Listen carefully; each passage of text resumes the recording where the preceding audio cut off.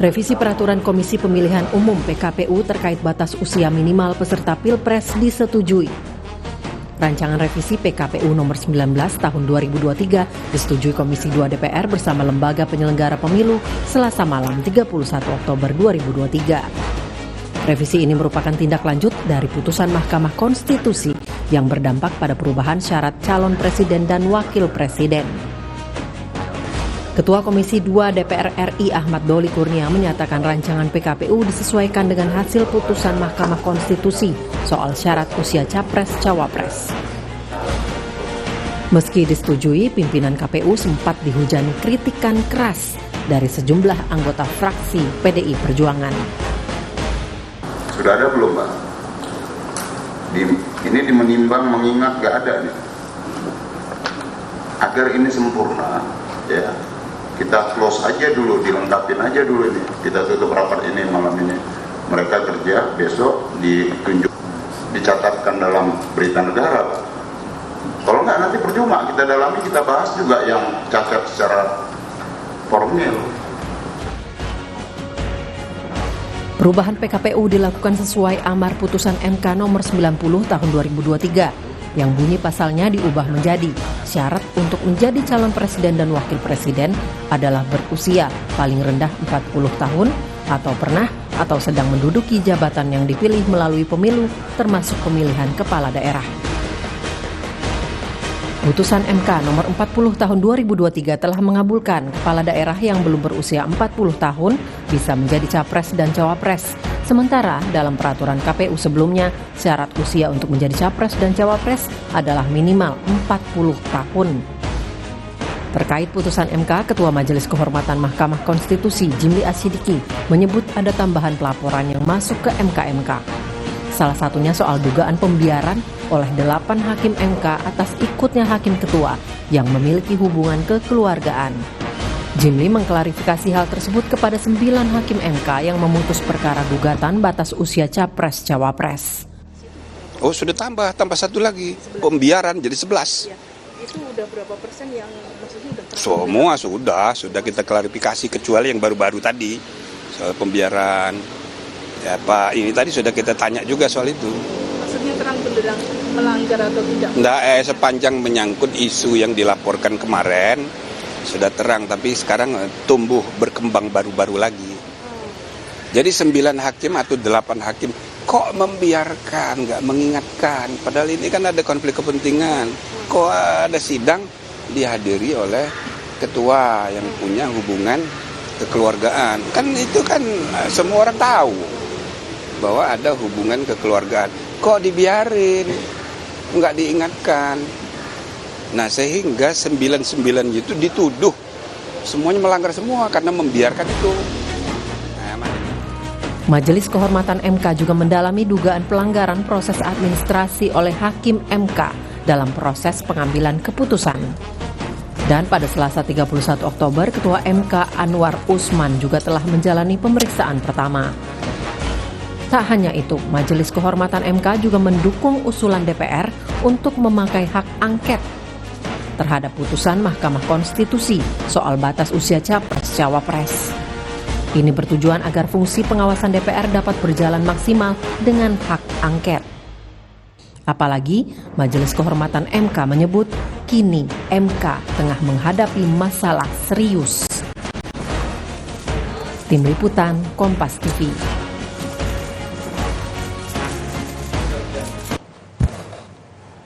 Saudara, revisi Peraturan Komisi Pemilihan Umum tentang batas usia Capres-Cawapres telah disetujui menyusul putusan Mahkamah Konstitusi sebelumnya.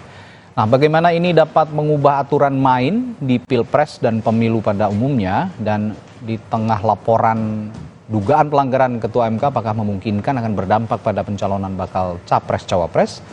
Pagi hari ini kita akan membahasnya bersama Ketua Komisi 2 DPR RI dari fraksi Partai Golkar, ada Ahmad Doli Kurnia, lalu anggota Dewan Pembina Perkumpulan untuk Pemilu dan Demokrasi Perludem Titi Anggraini, dan pakar hukum tata negara Bivitri Susanti. Selamat pagi Bapak dan Ibu-Ibu. Selamat pagi. Baik. Assalamualaikum warahmatullahi wabarakatuh. Waalaikumsalam. Saya ke Pak Doli dulu deh. Ini Pak Doli, Bicara soal revisi PKPU, peraturan KPU ini kan disetujui mesti dihujani protes, salah satunya dari fraksi PD Perjuangan ya kemarin. Nah, dasar pertimbangan Komisi 2 akhirnya menyetujui perubahan ini apa saja, dan ini kan memang mendesak karena putusan sudah dikeluarkan ya, kaitannya dengan konteks putusan MK gitu Pak Doli. Penjelasan Anda bagaimana? Ya, sebenarnya kita kan menjalankan apa yang menjadi tugas dan fungsi kita ya. Nah, di dalam Undang-Undang Nomor 7 Tahun 2017 itu, setiap KPU dan Bawaslu akan menerbitkan sebuah peraturan KPU atau peraturan Bawaslu, apakah itu peraturan yang baru atau yang direvisi ya, itu harus berkonsultasi dulu dengan DPR dan pemerintah. Dan ini sudah berkali-kali dilaksanakan, gitu ya, sesuatu yang baru. Jadi Bawaslu dan KPU kemarin menyampaikan surat, yang satu tanggal 27 September, yang satu lagi tanggal 23 Oktober, ya, untuk memohon rapat dengar pendapat yang isinya konsultasi terhadap peraturan yang mereka akan terbitkan. Ya. Nah, karena waktu saat mereka menyampaikan surat itu kita sedang masa reses, maka kemarin seperti biasanya kami di Komisi 2 tidak pernah ya menunda-nunda, begitu ada permohonan selalu di kesempatan pertama langsung kita jadwalkan dan kita laksanakan rapatnya. Nah, kemarin hari pertama di masa sidang ini ya, jadi pagi kami paripurna, siang kami rapat pimpinan dan rapat internal, kemudian malam kita laksanakan atau kita gelar rapat itu. Nah, dan mereka menyampaikan seperti biasanya apa yang mereka akan terbitkan ya. Nah, terkait dengan kalau Bawaslu mungkin tidak ada persoalan lah kali ya, bukan sesuatu yang sekarang menjadi isu yang menjadi perdebatan publik. Nah, soal PKPU ini ya mereka kan cuma merubah pasal yang kemudian perubahan itu berdasarkan putusan Mahkamah Konstitusi.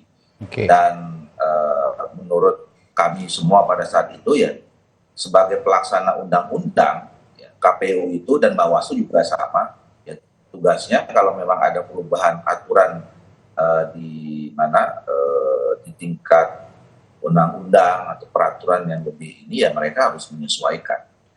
Nah, itu saja. Nah, kalau kemudian teman-teman PD kemarin itu kan lebih kepada pembahasan soal substansi Mahkamah Konstitusinya ya. Mereka kenapa diputuskan seperti itu gitu. Nah, kami waktu itu berpandangan ya itu bukan ranahnya di Komisi 2. Ya. Karena Komisi 2 mereka datang minta ngasih surat konsultasi ya, kemudian kita menggelar rapat itu. Ya, tapi Pak Doli begini, ini kan soal putusan nomor 90 tahun 2023 yang sudah dikeluarkan Mahkamah Konstitusi. Saat ini juga ada proses yang sedang berjalan di Majelis Kehormatan Mahkamah Konstitusi, yang artinya putusan ini juga masih dikaji ulang sepertinya, karena ada tuntutan dari salah satu pelapor begitu ya, bahwa putusan ini tidak dianggap tidak sah dan harus dicabut nanti, begitu tuntutannya, bunyi tuntutannya seperti itu. Selain juga untuk memberhentikan secara tidak hormat ketua MK yang dinilai pelapor punya kepentingan. Nah, kalau misalnya ini dikabulkan oleh Majelis Kehormatan MK, lalu akhirnya berdampak juga pada proses program tahapan dan jadwal Pilpres, ini kan ada perubahan lagi. Apa sebaiknya tidak menunggu proses itu selesai berjalan, Pak Doli? Ya, kami tidak seperti yang saya katakan tadi ya. Begitu kalau memang ada ya surat pengajuan atas pembahasan soal peraturan teknis ya, kami tidak malah nanti kemudian menjadi masalah. Dulu sama juga waktu bahas peraturan KPU tentang pendaftaran calon presiden ini, itu di Mahkamah Konstitusi sedang berjalan juga soal apakah kemudian orang-orang yang melakukan judicial review itu diterima atau tidak. Gitu. Tapi kan kita nggak nunggu itu ya pada saat itu. Jadi menurut saya ini jalan seperti mana biasanya Sama juga waktu itu ditanya, nanti kalau misalnya kemudian ada perubahan, ya disesuaikan lagi. Memang situasi, mekanisme mekanisme peraturan perundang kita begitu. Pada saat sekarang ini ada aturan yang berubah dan kemudian itu berkonsekuensi dengan peraturan teknis, ya mereka harus menyesuaikan. Nanti kalau ada perubahan lagi, ya memang harus disesuaikan lagi. Kira-kira begitu. Artinya jadi, konteksnya saya memang menegaskan bahwa silakan Pak Doli, silakan. Jadi pada saat mereka mengajukan yang revisi ini, itu juga sedang sidang di Mahkamah Konstitusi pembahasan soal ini. Dan kita nggak tahu waktu itu putusannya apa. Sama juga sekarang kita kan nggak tahu putusannya nanti apa. Ya kan? Kalaupun kemudian katakanlah terjadi pelanggaran etik, apakah kemudian akibat terjadinya pelanggaran etik menggugurkan putusan itu kan kita mungkin nanti Bu Fitri yang bisa jelasin itu. Artinya Komisi 2 sejauh ini hanya menjalankan tupoksinya ya, tugas pokok dan fungsi, bahwa ada revisi PKPU yang harus disetujui. Ini agar mengikuti saja flow yang sudah ada, sudah rencanakan sebelumnya begitu ya. Nah, saya coba ke Mbak Bivitri ya. Ini ada dua proses yang berjalan di DPR mengenai program tahapan dan jadwal, lalu juga di MK yang saat ini masih berproses adalah pelapor yang melaporkan ketua MK dinilai tidak sah mengeluarkan putusan karena punya konflik kepentingan keluarga begitu. Apa yang Anda lihat, bagaimana ketatanegaraan kita ini bisa saat ini membingungkan publik, terutama untuk menghadapi pesta demokrasi, menghadapi pemilu? Mbak Bivitri, silakan. Iya, membingungkannya kan sebenarnya disebabkan oleh pihak-pihak yang membuat putusan MK benar-benar sangat kontroversial, baik dari aspek benturan kepentingannya maupun dari aspek hasil putusannya itu sendiri. Jadi betul bahwa ini persoalannya sangat-sangat pelik. Tapi yang memang perlu diklarifikasi adalah Majelis Kehormatan Mahkamah Konstitusi atau MK-MK itu sebenarnya memang hanya mempersoalkan benturan kepentingan atau pelanggaran etik berupa benturan kepentingan oleh Ketua Anwar Usman, dan tapi kemudian seperti tadi dicuplik ya dalam berita, semua hakim sebenarnya sedang dipersoalkan dalam kaitannya dengan benturan kepentingan itu dan putusan yang akhirnya berakhir. Nah, secara prinsip sebenarnya putusan MK-MK itu nantinya apapun putusannya tidak akan berpengaruh langsung pada pencalonan Gibran, jadi tidak akan bisa menyebut dalam amar putusannya bahwa misalnya KPU tidak boleh begini atau begitu. Tidak akan, karena MK-MK wewenangnya terbatas pada etik dari orang-orang yang diduga melakukan pelanggaran etik. Nah, namun demikian yang masih kami diskusikan adalah kemungkinan dampaknya pada putusan 90 itu. Misalnya ketika MK-MK memerintahkan kepada majelis yang tersisa dengan asumsi kalau nanti Anwar Usman dipecat dengan tidak hormat, untuk mengulang, atau karena sudah ada perkara yang masuk, 3 perkara masuk untuk mengulang pembahasan pasal 169 huruf Q ini yang soal umur tadi ya, yang ditambahkan, atau itu bisa diuji lagi dan sudah ada yang mengajukan, itu bisa saja dipercepat. Jadi faktor ketidakpastian memang tetap ada. Karena itu juga mereka sudah membuat kebijakan bahwa, maksud saya MK-MK sudah membuat kebijakan untuk mempercepat pengambilan putusan 7 November. Karena ada batas memperhatikan jadwal pemilu tersebut. Walaupun menurut peraturan, mereka itu maksimal bekerja 30 hari. Tapi mereka mempercepatnya melihat situasi politik seperti ini, Mas. Saya ke Mbak Titi. Mbak Titi, ini saya juga saya dan juga publik mungkin ingin mengonfirmasi ulang begitu ya. Saya belum memahami betul ya undang-undang pemilu ini dan PKPU begitu, Mbak Titi, soal ini. Kemarin saya berbincang dengan Prof. Denny Indrayana sebagai pelapor gitu ya, dalam dugaan pelanggaran etik yang dilakukan oleh Ketua MK Anwar Usman. Nah, beliau mengatakan bahwa sebaiknya MK-MK ini berputus sebelum tanggal 8, karena di tanggal 8 November ini ada proses yang bisa kita bilang revisi begitu ya, revisi pasangan capres-cawapres. Apakah itu memang tertera dalam program tahapan dan jadwal. Jika memang, maksud saya begini, jika memang itu nanti akhirnya putusan MK itu dibatalkan, dianulir begitu, otomatis kan pencalonannya Gibran Rakabuming Raka sebagai cawapres ini juga akan dianggap tidak sah, dan mungkin saja Pak Prabowo sebagai baca presnya juga merevisi cawapresnya. Begitu. Memang ada aturan seperti itu ya, Mbak Titi? Ya, memang soal aktivitas atau program detail dari tahapan pencalonan sudah diatur di Peraturan KPU nomor 19 tahun 2023. Jadi di sana disebutkan detail kalau hasil pemeriksaan administrasi dan lain sebagainya, kan ada pemeriksaan kesehatan juga ya, untuk mengkonfirmasi apakah sehat jasmani, rohani, dan seterusnya. Nah, calon itu bisa diganti oleh partai politik yang mengusulkan calon. Jadi pengusulan penggantian namanya. Pengusulan bakal calon pengganti itu jadwalnya antara 26 Oktober sampai dengan 8 November 2023. Setelah itu akan dilakukan pemeriksaan kesehatan bakal pasangan calon pengganti sampai dengan 11 November, verifikasi dokumen persyaratan bakal pasangan calon pengganti sampai dengan 12 November, begitu ya. Dan pemberitahuan kepada partai politik pengusul itu juga maksimal 12 November. Kenapa maksimal 12 November? Karena 13 November itu pasangan calon tetap harus ditetapkan oleh KPU. Jadi sudah ditentukan oleh pasal 276 Undang-Undang nomor 7 tahun 2023 bahwa masa kampanye itu dimulai 15 hari setelah penetapan pasangan calon tetap presiden dan wakil presiden. Karena masa kampanyenya 28 November, berarti deadline-nya adalah 13 November. Jadi itu memang Prof. Denny merujuk kepada peraturan KPU 19/2023 dimungkinkan untuk mengganti pasangan calon sampai dengan tanggal 8 November 2023, Mas Reddy. Ya, artinya ini jadwalnya tight juga ya, Mbak Titi, karena prosesnya cukup cepat, harus dilakukan cukup cepat, ada hanya beberapa hari saja untuk mengganti ini. Nah, saya ke Pak Doli lagi. Pak Doli, kalau tadi saya bertanya dalam konteks Anda sebagai Ketua Komisi 2 DPR RI, saya sekarang bertanya sebagai konteks Anda sebagai anggota fraksi Golkar atau kader Partai Golkar gitu, Pak Doli.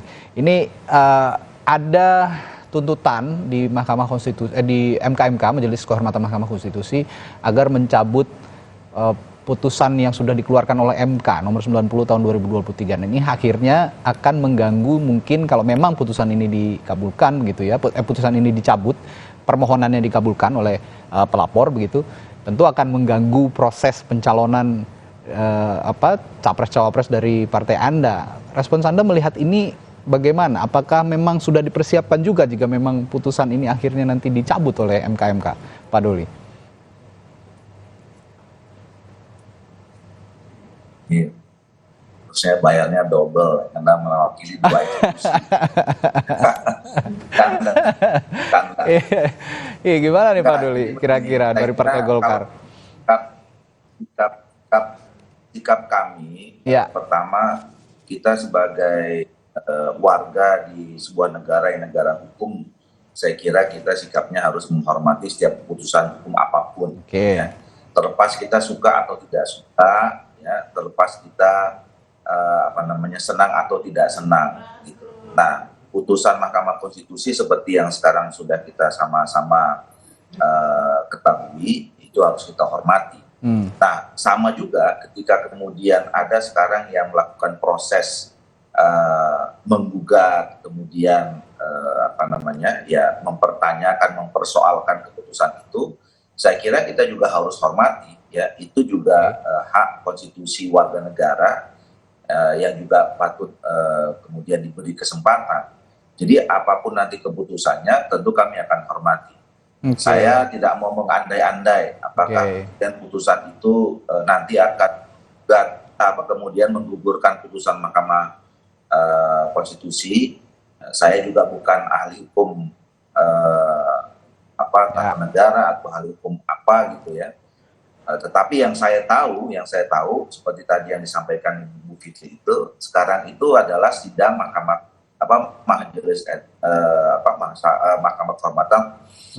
Konstitusi yang menyidangkan soal etik. Ya, apakah kemudian nanti setelah putusan etik itu dinyatakan bersalah, berkonsekuensi dengan berubahnya keputusan, saya kira mungkin ada upaya hukum lain yang bisa sampai ke sana ya. Menurut saya bukan di MK gitu.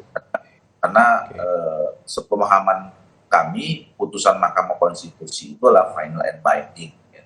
Bahwa kemudian nanti ada putusan MK itu kemudian memutuskan ada pelanggaran etik, rasanya sih tidak akan mengubah keputusan.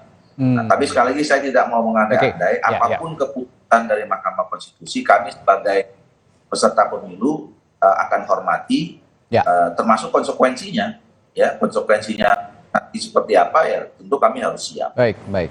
Ya, Mbak Bivitri, kalau kita bicara soal konteks materi tuntutan dari pelapor, ya dari beberapa unsur begitu, termasuk juga dari Profesor Denny Indrayana, ini tuntutannya juga cukup serius karena ada tuntutan untuk mencabut putusan MK nomor 90 tahun 2023 dan juga memberhentikan secara tidak hormat Ketua MK Anwar Usman. Nah, kalau misalnya bicara soal putusan yang dicabut tadi, apakah Majelis Kehormatan Mahkamah Konstitusi bisa punya kewenangan atau misalnya mencapai titik itu untuk mencabut putusan, Mbak Bivitri? Mencabut putusan tidak mungkin. Jadi kalau dari segi penalaran hukumnya sangat bisa diterima. Bayangkan, makanya ada pasalnya sebenarnya dalam Undang-Undang Kekuasaan Kehakiman. Kalau memang ada salah satu pihak yang punya benturan kepentingan, sebenarnya putusan menjadi tidak sah. Karena kita harus membayangkan logikanya begini, seandainya putusan itu sudah terjadi, tapi seandainya konstelasi hakim sangat-sangat berbeda dan orang yang punya benturan kepentingan mundur, harusnya mundur. Karena itu jelas dalam undang-undang, dalam peraturan kode etik, dan seterusnya. Kalau dia misalnya mundur, hasilnya akan sangat-sangat berbeda. Nah, jadi logika dasarnya begitu. Jadi di titik itu saya setuju. Nah, tapi kan kita satu bicara logika hukum, tapi yang kedua bicara kewenangan. Nah, kalau kewenangan, Majelis Kehormatan MK itu soal etik saja. Jadi memang dia tidak bisa langsung menyatakan tidak sah begitu misalnya, tidak bisa langsung begitu. Makanya jalan memutarnya, dan menurut saya tetap harus diberikan jalan keluar ini. Karena secara prinsip, secara logika hukum ya harus ada dampaknya pada putusan 90. Nah, jadi jalan keluar yang dimungkinkan adalah satu putusan prinsipnya hanya bisa dibatalkan atau diubah oleh pengadilan yang mengeluarkan. Jadi kalau terhadap putusan 90 itu yang bisa dilakukan adalah MK memeriksa lagi. Ya, memeriksa lagi. Berdasarkan permohonan yang sudah ada. Jadi kan pengadilan juga nggak boleh, saya mau memeriksa ini, saya mau memeriksa itu, kan juga tidak bisa. Untungnya kita sudah punya 3 permohonan lagi yang meminta MK menguji pasal yang kita persoalkan ini. Jadi bisa masuk misalnya melalui jalur itu. Karena sangat penting untuk berpengaruh pada putusan 90, karena logika hukumnya akan sangat berbeda nanti. Ya, jadi simultan ya Mbak Bivitri, etiknya berjalan, nanti ketika sudah putus ada uji materi lagi yang dengan materi yang sebenarnya yang lama tapi baru begitu ya, tuntutan lama tapi sidangnya yang baru gitu. Nah, ini yang bisa nantinya bisa atau tidaknya menganulir putusan 90, begitu ya kira-kira ya Mbak Bivitri? Betul. Ya. Betul. Nah, saya akan ke Mbak Titi nanti, tapi setelah jeda untuk menanyakan soal kepemiluannya, Mbak Titi. Nah, soal tahapan program dan jadwal pemilu. Di sisi lain kan revisi PKPU disetujui, DPR dan pemerintah juga setuju ya. PKPU ini direvisi, penyelenggara pemilu juga setuju. Di tengah laporan adanya dugaan pelanggaran hakim MK. Nah, saya mau tanya, aturan main Pilpres ini mau diapakan lagi nantinya jadinya? Mau dirubah lagi seperti apa? Dan akhirnya apa dampaknya bagi tahapan pemilu? Saya akan tanyakan hal ini kepada Mbak Titi Anggraini setelah jeda di Sapa Indonesia Pagi. Tetaplah bersama kami.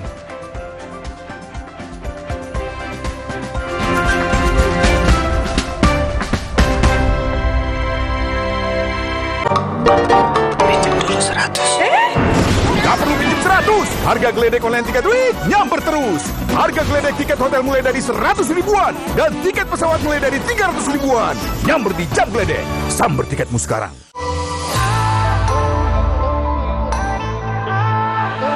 Siapkan diri untuk pencapaian luar biasa dan lewati batasmu. Stargazer X, unleash the X in you.